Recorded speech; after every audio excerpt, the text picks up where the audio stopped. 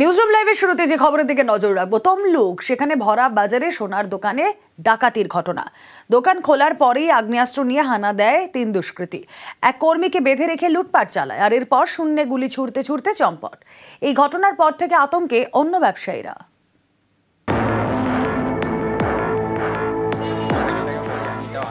সোমবার সকাল প্রায় 10টা, সবে খুলেছে সোনার দোকান, তখন একজন মাত্র কর্মী। ঠিক এই সময় দুষ্কৃতী হামলা। প্রথমে দোকানে ঢুকে দুজন, মুখ ঢাকা, হাতে আগ্নেয়াস্ত্র উঁচিয়ে দোকান কর্মীকে ভয় দেখায়, ধাক্কা দিয়ে সরিয়ে দেয়। ঠিক তখনই সোনার দোকানে ঢোকে আরেক দুষ্কৃতী। এরপর শুরু হয় অবাধে লুটপাট।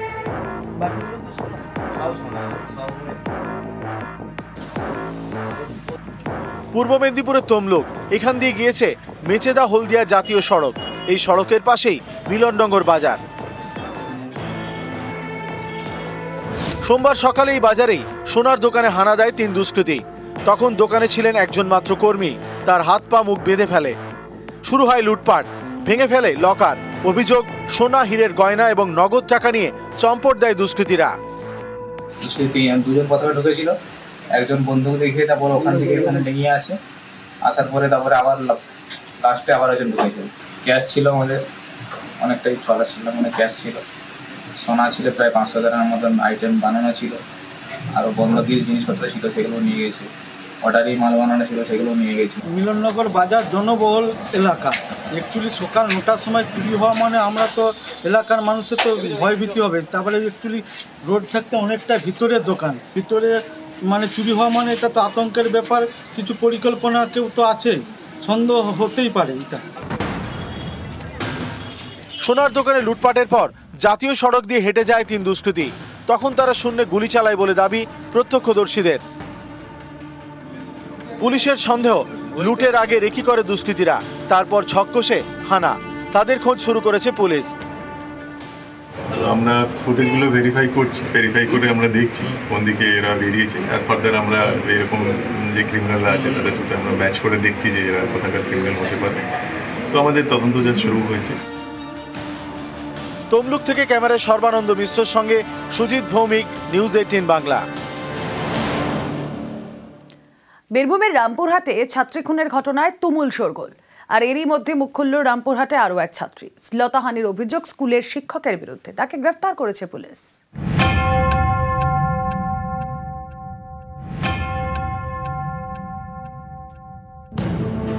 ক্লাস 7-এর ছাত্রীকে নির্যাতন করে টুকরো টুকরো করে তার দেহ ফেলে দেওয়া হয় খালে।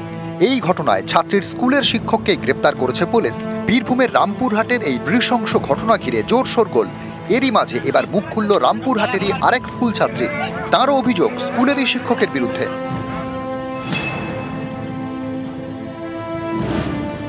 সদ্য উচ্চ মাধ্যমিক পরীক্ষা দিয়েছে ছাত্রীর অভিযোগ, তার সঙ্গে অভব্য আচরণ করেন শিক্ষক। বাড়ি ভাড়া নিয়ে টিউশন পড়ান অভিজিৎ পাল। তিনি একটি সরকারি স্কুলের অস্থায়ী শিক্ষক। টিউশন পড়ানোর সময় ছাত্রীর শ্লীলতাহানি করা হয় বলে অভিযোগ। রামপুরহাটে ছাত্রী খুনের ঘটনা নিয়ে শোরগোল হওয়ার পর মুখ খোলেন ছাত্রীটি। ঘটনার কথা জানান তার পরিবারকে। তারপরেই শিক্ষককে মারধর করে পুলিশের হাতে তুলে দেন স্থানীয় বাসিন্দারা। বাড়িতে পড়াতে আসতো, মানে বাড়িতে রুমে আলাদাই পড়াতো, তো তখন আর গায়ে হাত দিয়ে সব মানে করতো। তো ভয়ে এতদিন বলেনি, বেশিদিন না, এইচএসের পরীক্ষার আগে। তারপর এখন যাই হোক এইদিকে একটি মাস্টারের ঝামেলা করা চলছে এখন এই শ্যামপাড়ি হাই স্কুল নিয়ে। তার জন্য একটু সাহস পেয়েছে, তার জন্য আমাকে বলেছিল, তাই আমি স্যারকে ডেকেছিলাম। আজকে তুমি হয়েছিল। এখানে আমরা বসে আছি, হঠাৎ একটা মেয়ে আর একটা ছেলে এসে মেয়েটা দেখছি এখানে অজ্ঞান হয়ে পড়ে আছে। আমরা সবাই তুলে জল টল দিয়ে জিজ্ঞাসা করলাম যে বোন কী হয়েছে। তো মেয়েটা বললো যে এই ব্যাপার, টিউশন পড়াতো আমাকে একটা স্যারটার নাম হচ্ছে অভিজিৎ পাল, বাড়ি বড়তুড়ি গ্রাম, রামপুরহাটে ঘর ভাড়া নিয়ে টিউশন পড়াতো। মেয়েটা একা টিউশন পড়তো, ওই সুযোগে মাস্টার ওর সঙ্গে সদ্ব্যবহার করতো, অবৈধ রকম কাজ করতো ওর সঙ্গে। ওটা শোনার পর মাস্টারকে ডাকা হলো, মাস্টারকে ওর জামাইবাবু ডাকলো ফোন করে। মাস্টারকে ধরে এখানে আমরা রাখলাম, একটু টানা হিচড়া হয়েছিল, রাখার পর ওকে আমরা পুলিশের হাতে তুলে দিলাম। এদিকে রামপুরহাটে ছাত্রী খুনের ঘটনায় এখনো ছাত্রীর সব দেহাংশ উদ্ধার করতে পারেনি পুলিশ। ছাত্রীর মা বাবার ডিএনএ পরীক্ষা করা হয়েছে। রামপুরহাট থেকে অক্ষয় ধীবর, নিউজ 18 বাংলা। আর এবার যে খবরের দিকে নজর রাখবো, হাইকোর্টে কাকদ্বীপের প্রধান শিক্ষক। স্কুলের মধ্যে হামলা, ঘাড় ধাক্কা পরিচালন কমিটির সভাপতির। পুলিশ গ্রেফতার করলেও 24 ঘন্টার মধ্যে জামিন, আর পুলিশের বিরুদ্ধে লঘু ধারা দেওয়ার অভিযোগ। কথা বলবো, অর্ণব হাজরা প্রতিনিধি রয়েছেন সঙ্গে। অর্ণব, দেখো, ইতিমধ্যে কলকাতা হাইকোর্টে দ্বারস্থ হয়েছেন ওই শিক্ষক যিনি আক্রান্ত হয়েছেন, এবং তার 3টি আবেদন রয়েছে হাইকোর্টে। বিচারপতি তীর্থঙ্কর ঘোষের বেঞ্চে তার এই মামলায় মূলত যেভাবে পুলিশ তদন্ত করছে সেটা সঠিক তদন্ত নয়। অন ডিউটি একজন শিক্ষক যেভাবে আক্রান্ত হয়েছেন সেই ঘটনায় পুলিশের যতটা সক্রিয় থাকার কথা ছিল সেখানে কোথাও একটা নিষ্ক্রিয়তার অভিযোগ রয়েছে, এবং একই সঙ্গে যথোপযুক্ত ধারাও প্রয়োগ করা হয়নি, এবং লঘু ধারায় মামলা সাজিয়ে কার্যত জামিন পাইয়ে দেওয়ার সুযোগ করে দেওয়া হয়েছে। এইরকমই অভিযোগ তার মামলায়। তাই স্বচ্ছ এবং নিরপেক্ষ তদন্ত চেয়ে তিনি মামলা দায়ের করছেন, এবং সেই মামলা দায়ের প্রক্রিয়া প্রায় সম্পূর্ণ। কালকে হয়তো মামলার নাম্বারও পাওয়া যাবে, এবং এক্ষেত্রে পুজোর আগে, ছুটির আগেই বিষয়টি দৃষ্টি আকর্ষণ করে জরুরি ভিত্তিতে বিচারপতির শুনানি করার জন্য আবেদন জানানো হবে, এমনটা জানাচ্ছেন তার আইনজীবী সব্যসাচী চট্টোপাধ্যায়। বেশ, আমার আজকে 32 বছরের সম্মান ভুলুণ্ঠিত করেছে যিনি। অ্যাটেম্প টু মারার, আমাকে একদম যে কোনো মারাও যেতে পারতাম হেড ইঞ্জুরি হয়ে, এবং পড়ে গিয়ে কিংবা প্রেসারে হার্ট অ্যাটাক হয়ে। এরকম পরিস্থিতিতেও উকিলের বয়ানের ভিত্তিতে এমন কিছু ধারা দিয়েছেন, লঘু ধারা, যে ধারায় সহজেই তাকে ছেড়ে দেওয়া যায় একদিনের মধ্যে। মানে আইওয়াস দেখিয়ে দিলেন, গ্রেপ্তার হয়েছে। কিসে করে নিয়ে আসছেন যাকে গ্রেপ্তার করেছেন? সসম, মানে বাইকে চাপিয়ে ঢুকলেন দৌড়ে, যেন মনে হলো আত্মীয় বাড়ি ঢুকছেন।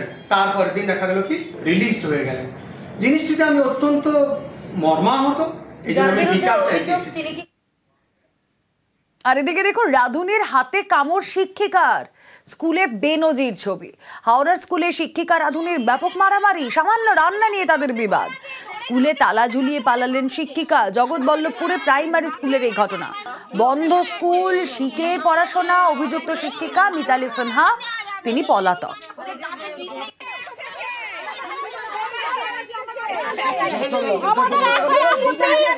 সামান্য উনুনের জন্য তর্ক হয়েছিল, উনি উনুনটাকে আচার মেরে ভেঙে দিয়েছিল। এবার আমি জিপিএস ক্যামেরায় তুলতে যাওয়ায় আমার ফোনটা ভাঙতে যায়। এবার ফোনটা না দেওয়াতে আমার ওন্না তেলে আঘাত করতে যায় আমি পেটে। তারপর উনি কি করেছেন, আমার মানে ওনাটা ফেলে দিয়ে আমি বাইরে আসার চেষ্টা করি, হাতটাকে ধরে জোরে কামড়ে নেয়। এবার এলাকাবাসীর কাছে এসে দৌড়ে এসে নিজেকে বাঁচানোর জন্য এদেরকে জড়ো করলাম। ওনারা ওষুধ দিলেন, বরণ দিলাম। তারপর আমি জেনারেল হসপিটালে গিয়ে জেবিপুর হসপিটালে চিকিৎসা করে এসেছি। প্রধান শিক্ষকের ঘরে তালা পড়ুয়াদের, বার্ষিক অনুষ্ঠান না করায় তালা। হাসনাবাদের কুমারপুকুর হাই স্কুলের ঘটনা। তালা দেওয়ায় আটকে টিচার ইনচার্জ, আটকে পড়েন পরিচালন সমিতির সভাপতিও। তারপর পুলিশ গিয়ে দুজনকে উদ্ধার করে। প্রতি বছরে একটা স্কুলে সাংস্কৃতিক অনুষ্ঠান হয়, 24শে সেপ্টেম্বর অনুষ্ঠানটা হবে।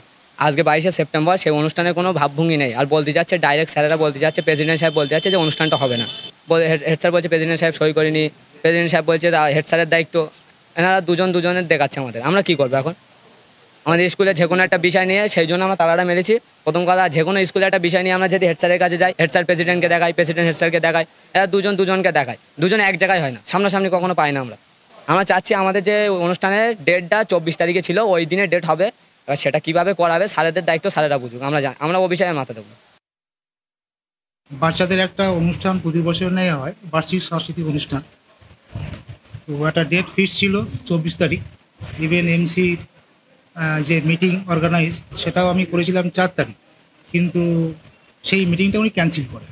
কিন্তু উনি সেই মিটিংয়ের যে রেজুলেশন তৈরি হলো, মিটিংয়ের রেজুলেশনের সই না করে উনি ঘর থেকে বেরিয়ে যায়। এখন সেটা টাকার প্রয়োজন হয় এবং সেটা ডেভেলপমেন্ট ফান্ড থেকে তুলতে হয়। তো ওনাকে চেক করানো হয়েছে 18 তারিখে, কিন্তু উনি সেই চেকে সই করেননি। এবার সই না করলে সেই টাকা আমি তুলতে না পারলে আমি কখনোই অনুষ্ঠান চালাতে পারবো না। কালনায় জলাজমিতে নরকঙ্কাল। নির্জন জলাজমি থেকে উদ্ধার খুলি, পাঁজরের হাড়। জুলাই থেকে নিখোঁজ হুগলির যুবক অনিকেত রায়। কঙ্কালের পাশ থেকে উদ্ধার সাইকেলটি সেই অনিকেতেরই, দাবি তার পরিবারের।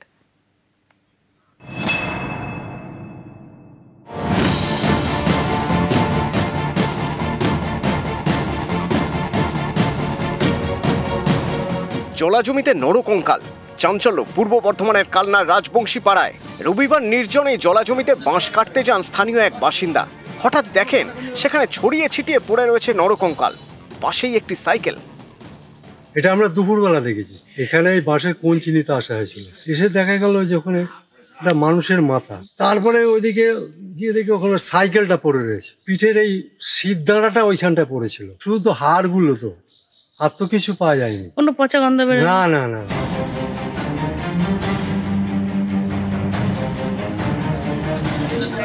সাইকেলের সূত্র ধরেই অনিকেত রায়ের নাম সামনে আসে। হুগলির যুবক অনিকেত জুলাই থেকে নিখোঁজ, তার সাইকেলটিও পাওয়া যাচ্ছিল না। বাড়ির লোকের দাবি জলাজমি থেকে উদ্ধার হওয়া সাইকেলটি অনিকেতেরই। যে জলাজমিতে এই কঙ্কাল মিলেছে সেখান থেকে অনিকেতের বাড়ির দূরত্ব কয়েক কিলোমিটার। জুনের 13 তারিখ মিসিং ডায়েরি করেছিলেন?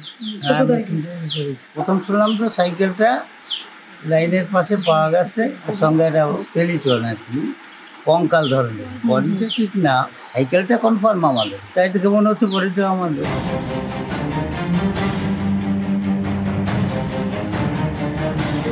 নির্জন ওই জলাজমিতে কিভাবে কঙ্কাল?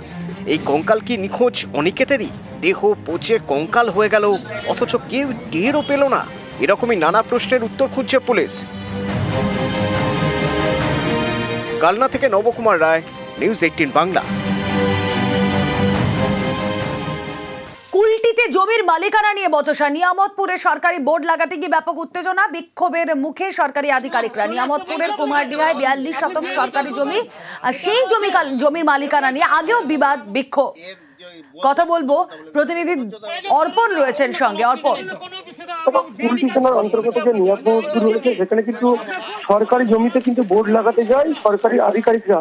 সেখানেই কিন্তু বিক্ষোভের মুখে পড়তে হয় মূলত সরকারি আধিকারিকদের, কারণ যে জমিতে বোর্ড লাগাতে গিয়েছিলেন সরকারি আধিকারিকরা সেই জমি নাকি মালিকানাধীন, ব্যক্তিগত মালিকানাধীন, তার দাবি জানায় সেই মালিকানাধীনরা। এরপরে কিন্তু সমস্যার সম্মুখীন হয়, এরপরেই কুলটি থানা পুলিশ আসে এবং তারপরেই পরিস্থিতি স্বাভাবিক হয়। যদিও এই বোর্ড লাগানোকে কেন্দ্র করেই কিন্তু সেই জায়গায়, যেই মূলত যে জায়গায় জমির বোর্ড লাগানো হচ্ছিল সেই সরকারি আধিকারিকরা কিন্তু তাদেরকে মূলত বেগ পেতে হয়, তারপরেই কিন্তু তারা ফিরে যান। বেশ, সেকশন 50টা হিয়ারিং সব জুডিস আছে, রাজনৈতিক চলে আসুন, আমার উপর ডাইরেকশন আছে, চলে আসতে বলছি আপনাকে, আপনি বিএনপি করবেন, এটা তো আছে, এই বইটা আছে, এর যে বলছে বলতে বলে সব রেকর্ড হচ্ছে, তো এই করুন না কোনো অসুবিধা নেই, কোনো অসুবিধা, আমরা বিএনপি কাজ করতে বলি কি আপনাকে, আমরা এটা দিছি, আপনি আইন জানেন না, এটা আইন জানেন না, আপনি কেস করবেন আর কি করবেন, আমি আইন হিসাবে বলছি, আমি আইন হিসাবে বলছি, আপনি যান, আমি দেখছি, আপনি আইন লিখে দেন আমাকে, বইটা লিখছি, আপনার অফিসারকে দম নাই, এটা দেখাবো, কিচ্ছু জানে না, বেআইনি ভাবে করছে, এখানে কোনো অর্ডার নয়, অর্ডার এগেইনস্টে কোনো প্রভিশন এখানে নাই যে এসে এখানে সাইনি বোর্ডটা লাগিয়ে দেবে। আমি জাস্ট ওকে চ্যালেঞ্জ করেছিলাম, কিন্তু উনি দেখাতে পারলেন না, জবরদস্তি করার চেষ্টা করলেন। মানে জমিটা আপনার? আমার জমি আছে, সিএস ভালো আছে, আমার আরএসএ পুরো রেকর্ড আছে, কোর্ট আমার ডকুমেন্ট দেখে আমাকে হোল্ড করলো যে আই এম দ্য অনার, কোথাও ভেস্টেড না, এরা ফার্স্টলি ক্লেম করলো। মানে জোর করে কি আপনার জমি দখল করছে? দখল করার চেষ্টা করেছিলেন, আমি বিলোরা সাহেবকে আমি প্রোটেস্ট করলাম, আমি চ্যালেঞ্জ করলাম, আমি বললাম আপনি আইন দেখান, উনি আইন দেখাতে পারলেন না আমাকে। আসার উদ্দেশ্যেও আমাদের যে ভেস্টেড ল্যান্ড সেটাতে সাইনেজ প্রতি জায়গাতেই লাগানো হয়েছে, হ্যাঁ, এইটাতে পড়েছিল দীর্ঘদিন। এবার এডিএম সাহেবের একটা নির্দেশে আমরা এসেছি এখানে সাইনেজগুলো মেরে দিচ্ছি। শোনেন, আমাদের রেকর্ডে ভেস্ট পেয়েছি, আমরা এখানে সাইনেজ মারতে এসেছি। এবার হতেই পারে সে কোর্টে, মানে আমরা তো আর একদম অ্যাবসোলুট টাইটেল দেওয়ার ক্ষমতা তো আমাদের নেই। কোর্ট ডিসিশন নেবে, কোর্ট ডিসিশন নিয়ে যদি বলে না তুমি এখান থেকে সরে যাও, যাবে এখান থেকে সরে। সোমবার থেকে কমেছে জিএসটি, কিন্তু জিনিসপত্রের দাম তা কি কমেছে? বাজারে গিয়ে খোঁজ নিল নিউজ 18 বাংলা।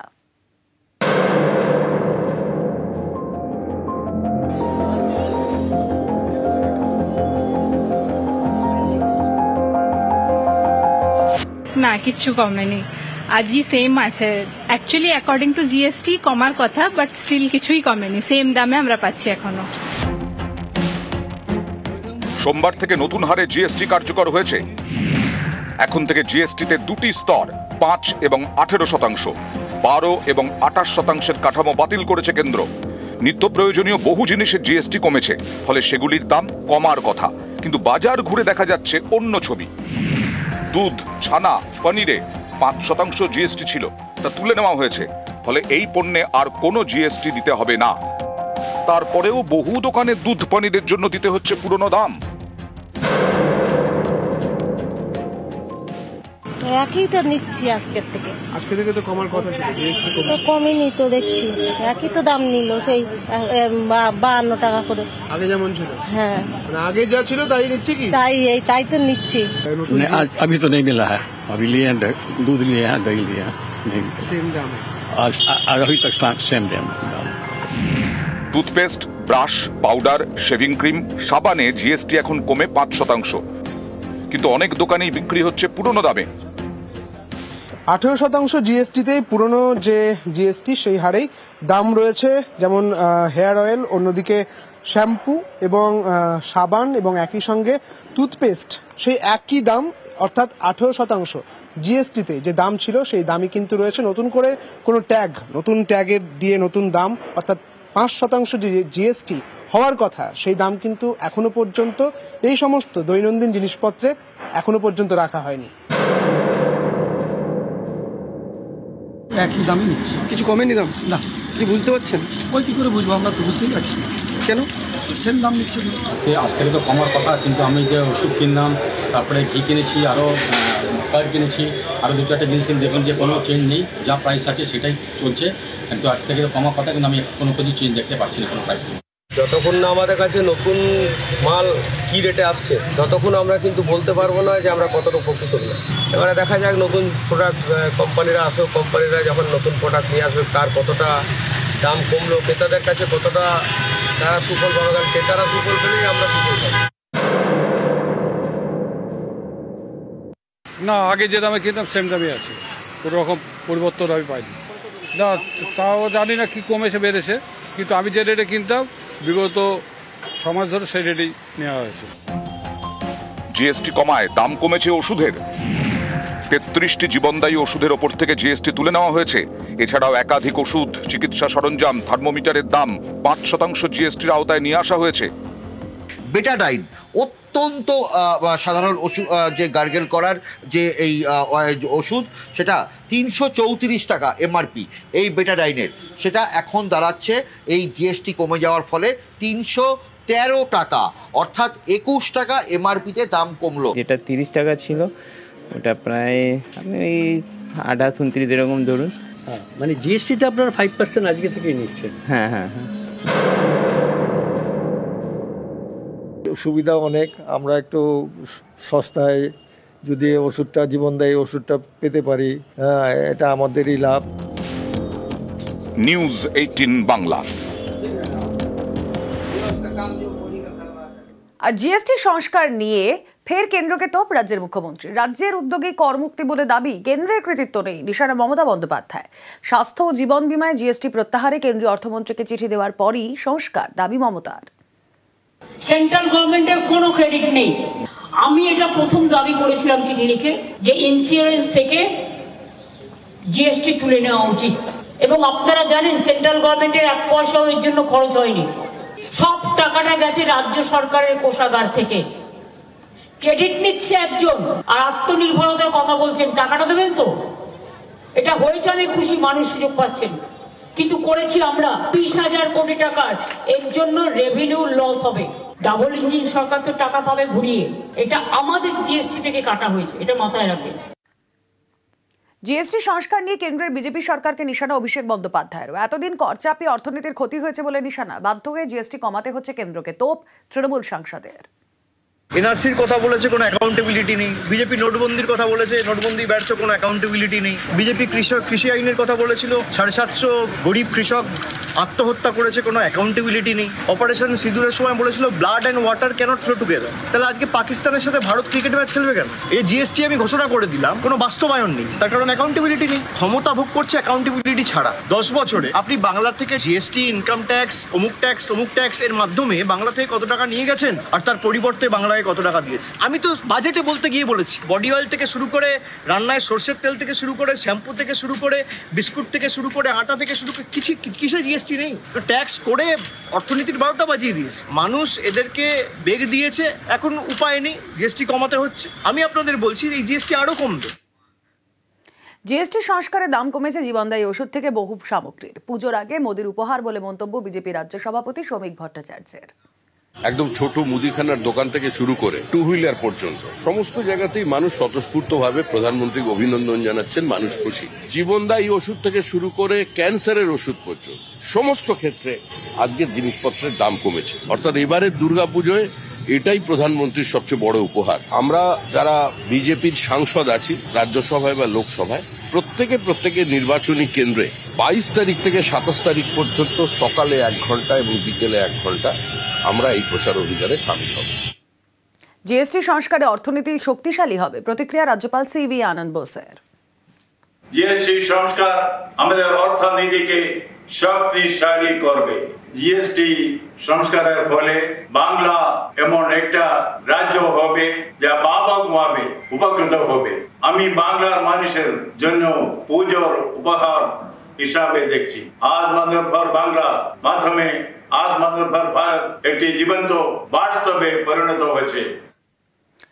মুর্শিদাবাদে ভয়ঙ্কর পদ্মা, ভাঙছে পার, তলিয়ে যাচ্ছে একের পর এক বাড়ি, জমি, আর নদী পারে আতঙ্ক বাড়ছে। বাসিন্দাদের সতর্ক করতে গিয়ে বিক্ষোভের মুখে পড়ে লালগোলা থানার পুলিশ। তাদের গাড়ি ভাঙচুর করা হয়। গাছতলাও নাই আমাদের, গাছও আমার ভেসে গেছে বাবা। ঘর নাই, বাড়ি নাই, কিছু নাই। আমি এই অসহায়, পূজা টুজা হলো না, আর আমাদের কিছু নাই।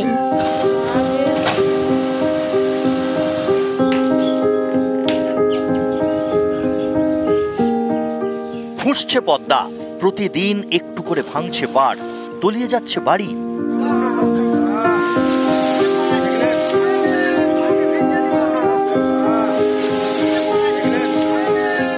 মুর্শিদাবাদে লালগোলার তারানগর, পাশেই রঘুনাথগঞ্জের রাধাকৃষ্ণপুর।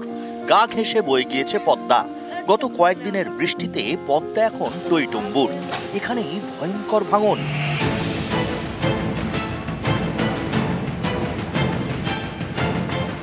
বাসিন্দাদের সচেতন করতে রবিবার সন্ধে তারানগরে যায় লালগোলা থানার পুলিশ।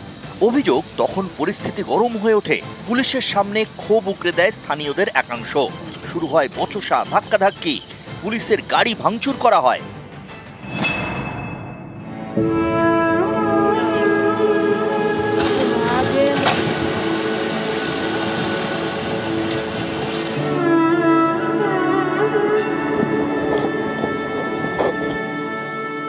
তারানগর আর রাধাকৃষ্ণপুর পাশাপাশি দুটো গ্রাম।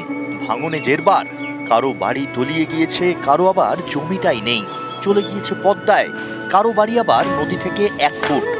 ভাঙনের ভয়ে অনেকেই বাড়ি থেকে সরিয়ে নিচ্ছেন জিনিসপত্র, কেউ আবার সেটাও পারেননি।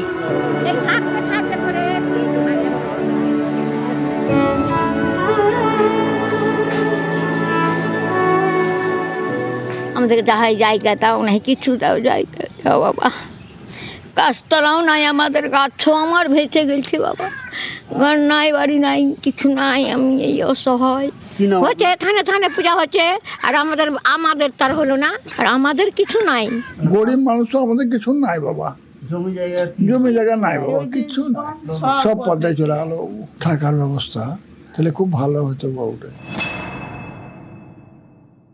ভালোই টেনশন, রাত্রে ঘুম হচ্ছে না, ঘর বাড়ি সব ভেঙে গেছে। এখন আপাতত সরকারি জায়গাতে স্কুলে থাকতে হচ্ছে, কি করে ঘুম হয় এরকম, এত বড় টেনশন একটা।